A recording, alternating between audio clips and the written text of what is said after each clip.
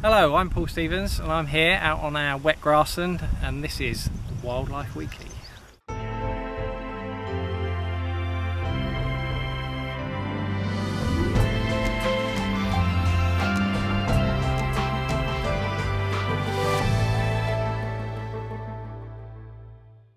Today I'm out here doing part of our management of the grassland, cutting some of the areas to promote more flowers next year.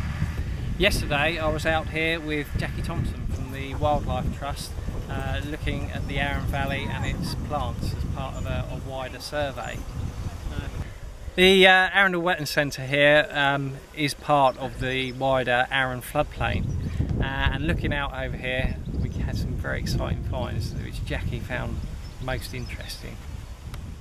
Paul's been managing other areas of the site which have increased this kind of lush fen habitat rather than just being dominated by Phragmites, the tall reed, and it just really makes it a lot more diverse and opens it up to a lot more specialist creatures. And because it's in these sheltered habitats, it's even better because it stays sheltered from the wind and the rain, and so you walk through it and you've got things buzzing and creeping around all over the place, and it's actually quite a rare habitat in Sussex now, and quite a lot of it on this site, pockets of it amongst the reed, so it's good.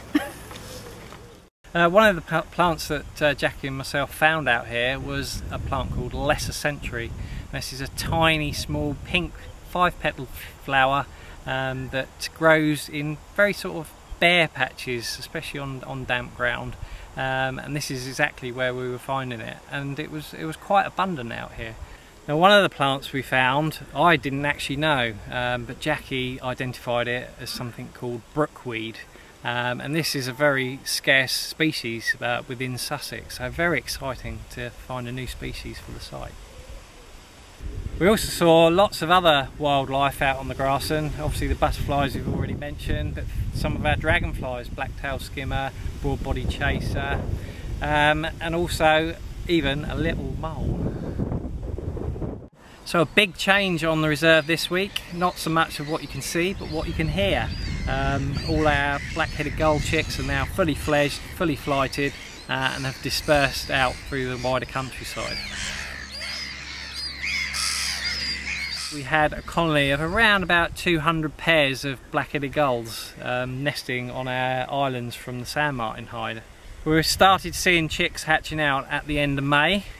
The noise levels really reached their peak as the youngsters were attempting to take their first flights. Obviously they're much more vulnerable at that stage, and the adults are really sort of making sure no bigger gulls come in and attack their youngsters.